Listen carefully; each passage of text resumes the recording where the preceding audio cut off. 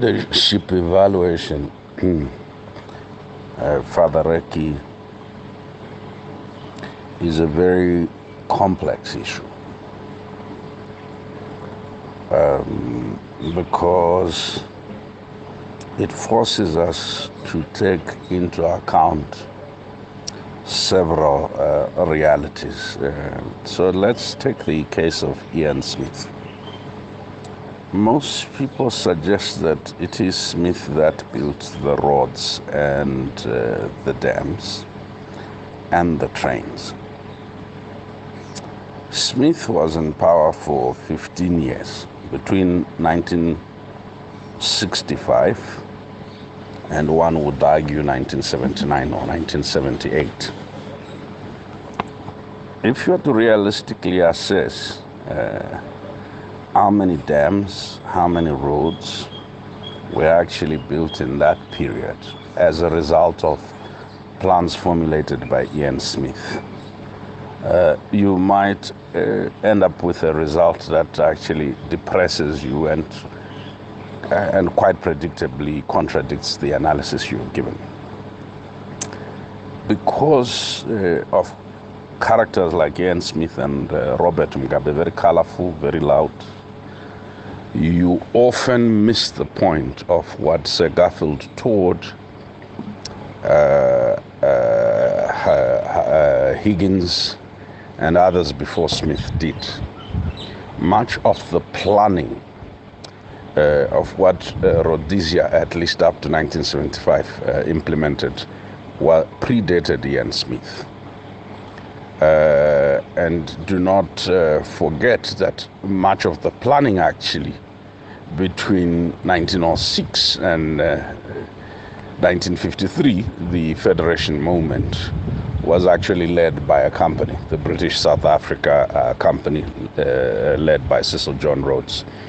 In 1923, when we established responsible government, several things happen that bring a coincidence of almost highly regionalized or tribalized white interests in Zimbabwe. The industrialists that were at the time in Matabeleland, the farmers that were in Manicaland, as well as prospectors that were in most of the other parts of the country. So that when you are reading through the Land Apportionment Act, the Land Husbandry Act, the Industrial Conciliation Act, and generally the political economy of Southern Rhodesia and Rhodesia before UDI, and the extent to which that pre-UDI Rhodesia frames the post-UDI Rhodesia, it is fairly interesting. There is a second element to the evaluative piece in evaluating the leadership of Ian Smith. The first is that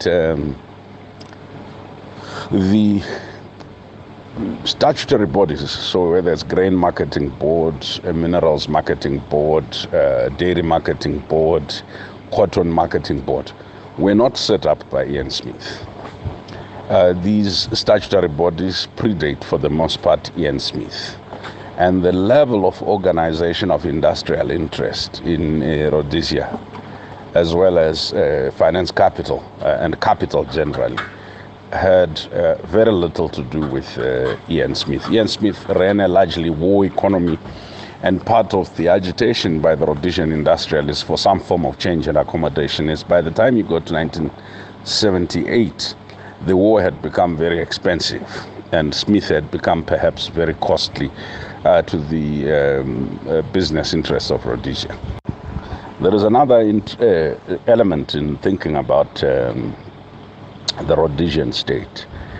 So the moment of sanctions also enabled part of Rhodesia's industry to look inward as part of the import substitution process and produce for domestic consumption.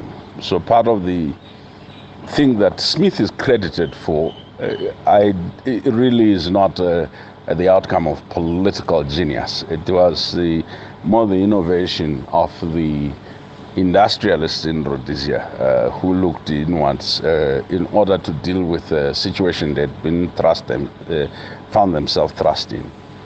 So the industrialization levels between 1965 and 1980 inevitably grew as a result of the desire to meet the needs of the domestic market, but at the same time to deal with what was a growing population.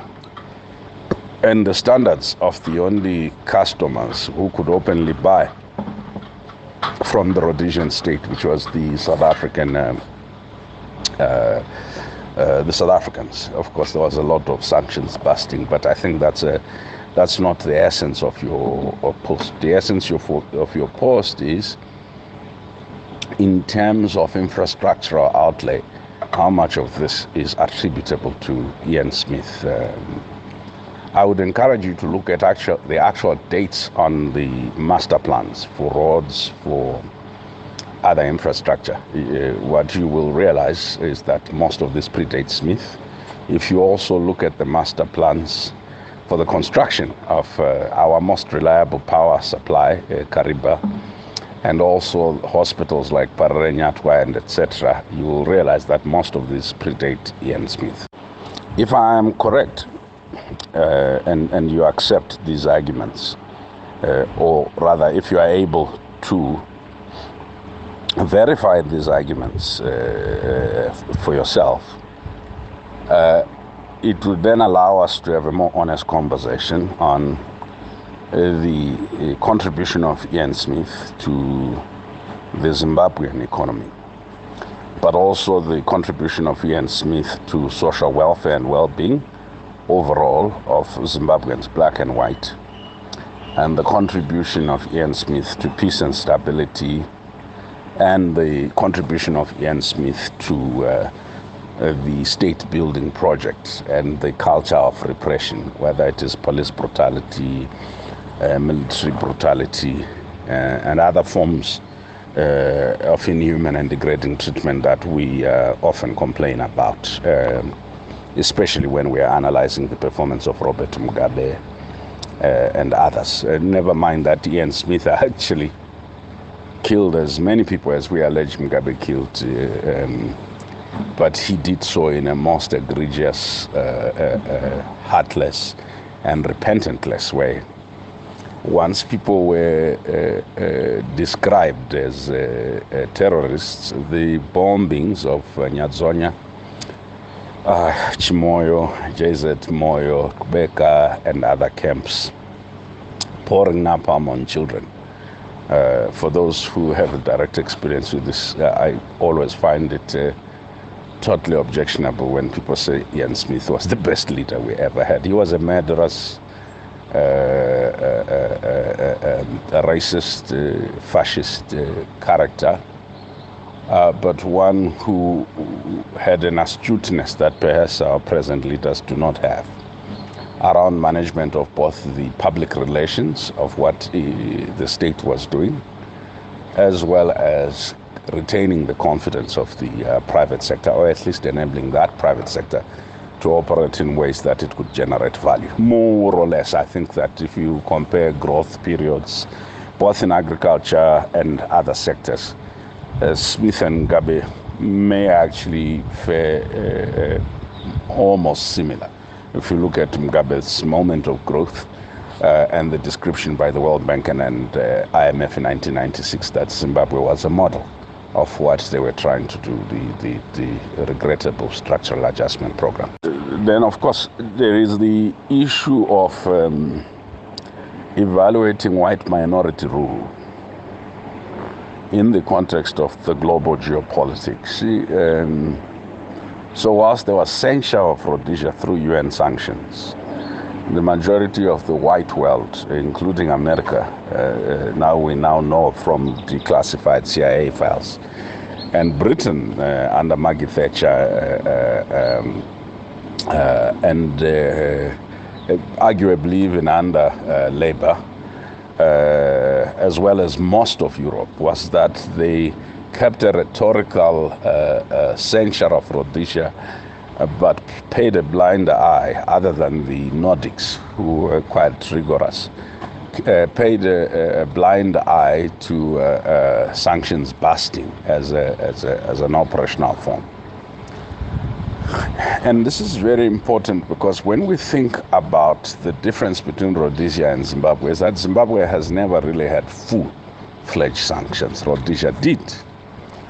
But the response of the rest of the world in enabling Rhodesian sanctions busting and etc. is unprecedented. And this is not to make excuses for the failure of our political class and arguably the business class to try and operate in the restrictive conditions that I think the Zimbabwe Democracy and Economic Recovery Act has engendered, both for business and other actors. So Smith did not quite have the responsibility that Mugabe assumed. That responsibility framed in the Shona phrase, Gutsa Ruzhinji, satisfying the masses. So Smith could afford to leisurely develop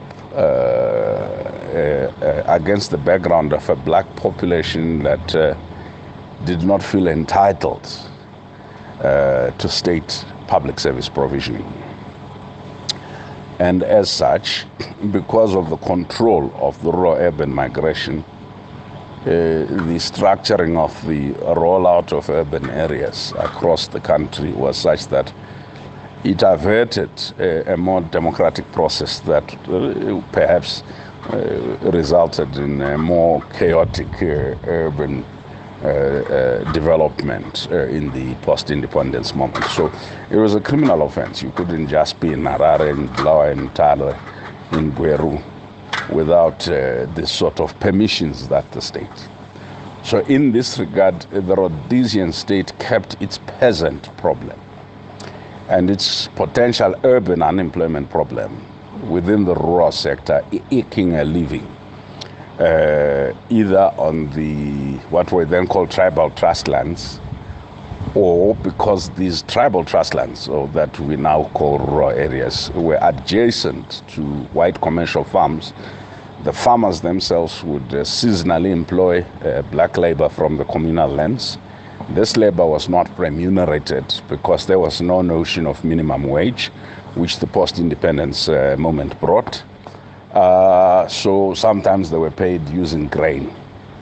And in essence, any suggestion that such an exploitative labor system that denigrated the black labor and rewarded it through buckets of maize meal seems to me problematic. So I would suggest that perhaps as we reflect on the privilege that the white minority regime in Rhodesia had, and also some of the uniqueness of the moment in development, that you are actually able to regulate how many people can come into town. So if you imagine if you had a government now, and that's what the Mugabe government tried through Mrambatrina, and regrettably so, that you can say people are not allowed into town, and when people come into the urban areas and try and set up informal trading stalls, you then arrest them and literally bulldoze their structures and throw them away.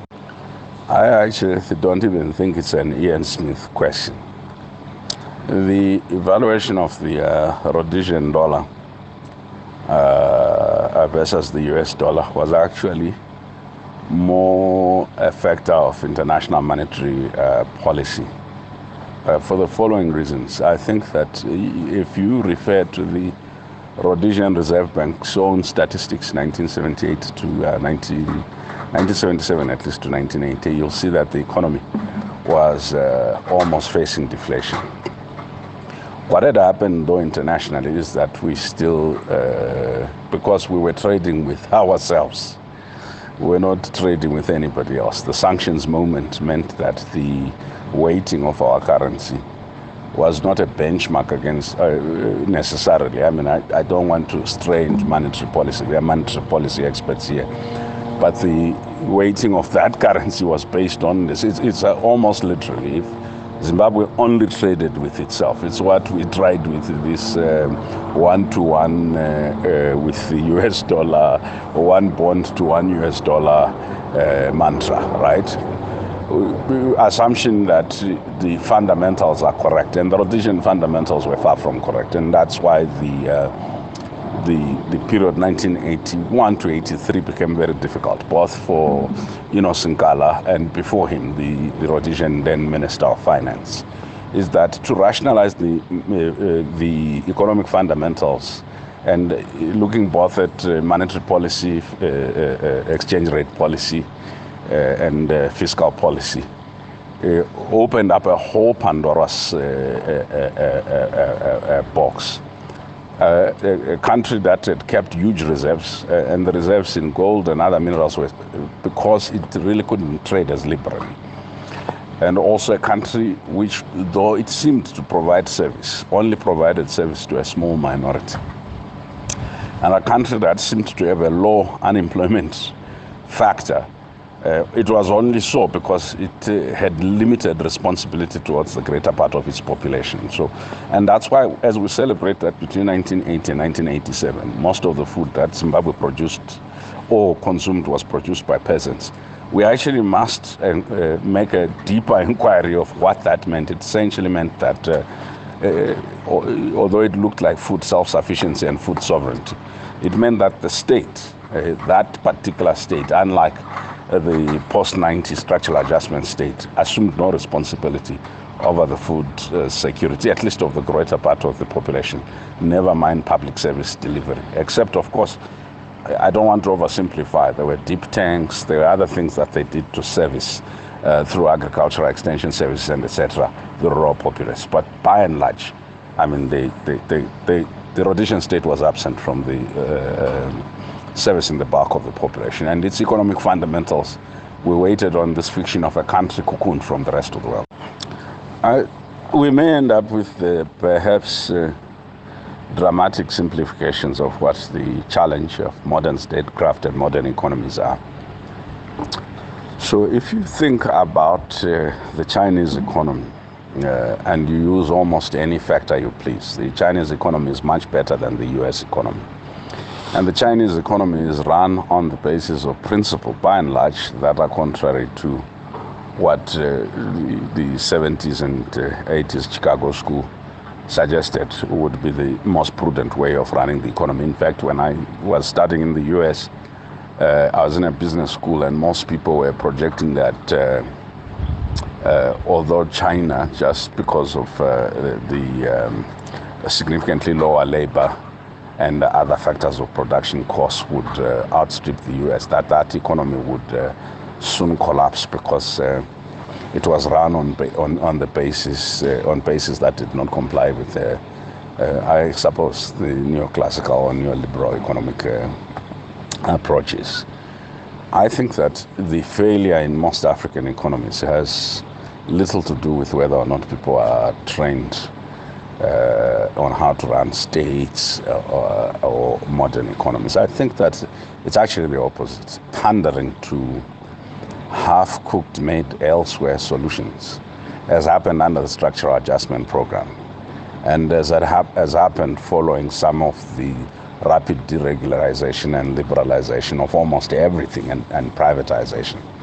Those countries that were more prudent, that went for a hybrid or heterodox economic policies, that adopted a measure of commercialization, some measure of privatization, and some measure of state ownership, have done better. And that is why, even when you look at an economy like the United Kingdom, its performance in public health, for example, the National Health Service is far worse, and actually that's as true for the United Kingdom and the United States, far worse than Canada and parts of Europe that adopted a welfarist state model. The UK was the biggest proposer and pusher of the so-called public-private partnership within provision of public health and elsewhere. And of course, those of you who read some of the reports that come out of both Parliament and independent commissions assessing the NHS in the UK, you will know that was disastrous. But the UK pushed this down everybody's throats, as did the bank and etc.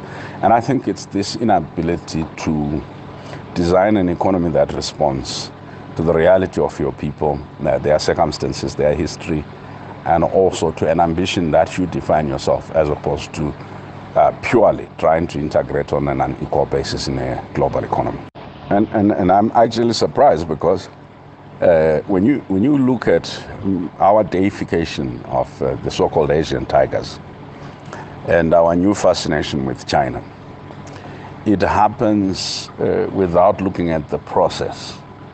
That process of how China and the so-called Asian tigers developed to be considered as part of the so-called emerging economies, and some of them now bigger than the United Kingdom in real value terms, and some of our former colonial powers. I mean, we now have economies much bigger than Portugal and etc., some of the pretentious colonial states.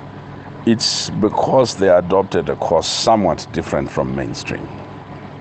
And I think intellectually most of us are lazy, or we have embraced a colonial caricature that actually says that we grow by our similarity to the West, or we grow by our appropriation of mainstream wisdom in the design of institutions and processes. So you end up with this inorganic attempt to fix nations to certain orthodoxies. And this was particularly true of the neoliberal orthodoxy.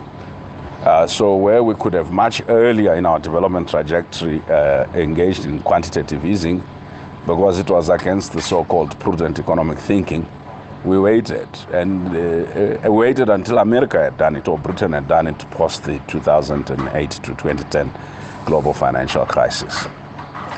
We only realized after that crisis the disaster that prime lending rates crisis had engendered. And unfortunately, we didn't have the luxury to revisit all the policies that we had structured around that flawed thinking. And equally so now, as we look at the move towards other economic alternatives, whether it's those of you who are trying to teach us about cryptos,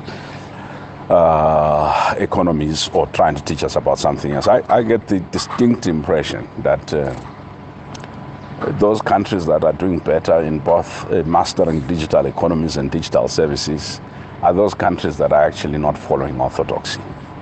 And I suspect, being highly literate, sometimes we adopt there's a knowledge imperialism that make us judge competence based on compliance to a Western template. I'm hoping that the economists amongst us, the doctors, the lawyers, sociologists, anthropologists, scientists, pharmacists, engineers, and etc., will take us somewhere different. I think that I would be dishonest in not making certain concessions. So the first concession I wish to make is that what has progressively happened in most of Africa's development trajectory is at a political rhetorical level. You have this anti-imperialist, anti-colonialist rhetoric. But when you actually look at statecraft itself, the role of the public administration, you realize that we politicized it. And in so doing, it was consistent with something that was happening in our political parties. De-intellectualization, or the growth of an anti-intellectual component, or as some of you have rightfully said, the capture by narrow intellectualism. So it's a capture by doctors, by lawyers, or whoever it is that are capturing, that don't have a 360 degree of life's possibility within both natural sciences, humanities, and if you like, political practice. And this to me is problematic because it offers very simplistic approaches to how you nation build, you state build, and industrialize. So that anti-intellectual streak meant that we placed a very high premium on politics, on politicking, on rhetorics and speechifying. But there was a second bit that actually happened. An over-politicization led to what Mao Zedong called substitutionalism, which is the people are substituted by the political party, ruling party. The ruling party itself is substituted by its central committee. The central committee is substituted by its Politburo. The Politburo is substituted by the head of the party. or as Frantz Fanon suggested, that leadership of parties generally become like leadership of a gang, where the toughest people or the ones that really are willing to rise to the top. Now, this may really be seen as a stroke of genius in the conquest of power, but it doesn't necessarily translate into genius when you come to running an economy whose fundamentals and approaches are totally different from mere conquest and the use of brawn. The third thing that I think that we've progressively degenerated in is the ability to determine and to build unusual coalitions internally and externally amongst producers, amongst those who refine or value add, and those who are in the service industry. Fragmentation and attempts to establish monopolies where there are no real value chains has meant that we have an individual trying to capture an entire value chain. So we don't optimize the brilliance that a nation offers, in the sense that this idea, I call it the sole trader mentality, the sole rich person mentality. And this, to me, speaks perhaps to what you are unhappy about, the leadership question, and why, in comparatively speaking, some people think, oh, Rhodesia was better. I think that we must diagnose what this is, and also not forget that the most creative moment of our economy has actually been in the last 20 years, when we faced the most significant strain. This is correct. I think one of the things to note is that whether it's a company or a state, if you underpay your workers or don't pay them, you are likely to have much bigger bonuses for the executives in the company. And it can create the impression that the company is a super performer, in part because the injustices are obscured. In the case of Mr. Smith and his predecessors, and I suspect that we all forget that Smith arises as part of the right-wing element that opposed the white liberal leadership of Garfield Todd and others. And there are no perfect people when it comes to racial typologies. But for those who have been to Daya, those who had associations with the Todd family and their legacy in government, their attempt to ensure that education was accorded on a non-racialized basis, would appreciate that. I mean, our country has had always in its history Rhodesian Front type whites and Rhodesia Liberal Party type whites. And Steve Biko seems to think that sometimes the difference is one of semantics, but I think in fairness, there is some difference in terms of the approach to inclusion to people. But I think that your summation is correct, that the aggregate contribution of many leaders, and this would be true of Mugabe, by the way, because we often behave as though Mugabe was alone choreographing the entire 10-year development process. I mean, it was a contribution of many women, many men, some whose names we may never get to know, but who were phenomenally committed to the country, to its transformation, to building a new post-racial, post-independent state. And actually, if one uses a small comparison of infrastructure development, you may end up with the notion that Mugabe is the best leader you've had, because it depends on what infrastructure you value, right? If you look at Mugabe taking over in 1980, the number of high schools that offered A-level to black people was less than 9. Yeah, I think 9 or 90. There's some statistic on the Ministry of Higher Education website. He increases this within 10 years to over 900, at least between 600 and 900. If you look at the road density, yes, I mean, there are issues with quality, but there are areas that only have roads because he built them.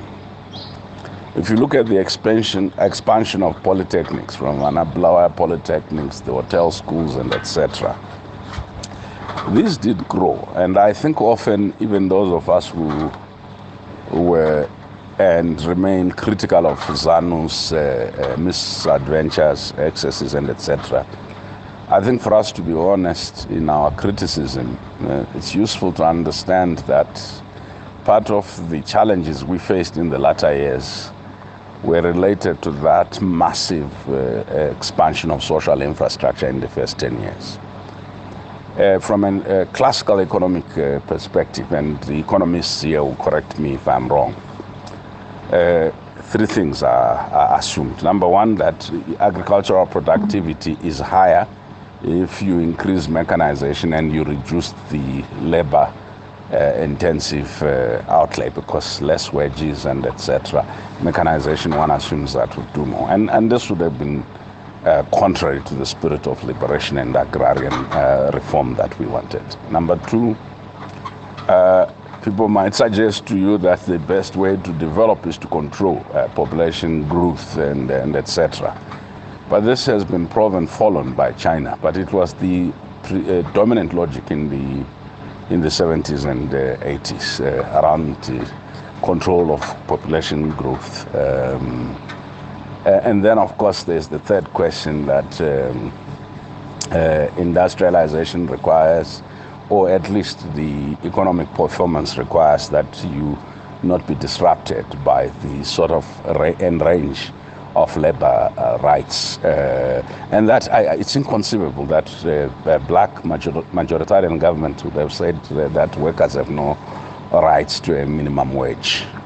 And then, I could go on and on about deregulation in certain sectors, and of course the logic of the structural adjustment program around privatization and reduction of the size of state, where historically blacks were not included in any really meaningful jobs at a senior level within the economy.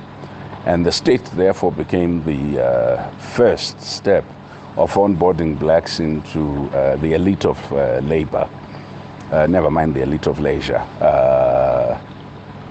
I just basically feel or think, because the evidence suggests so, that we've been rather generous in our judgment of Smith based on the misery that we've endured under the ZANU PF.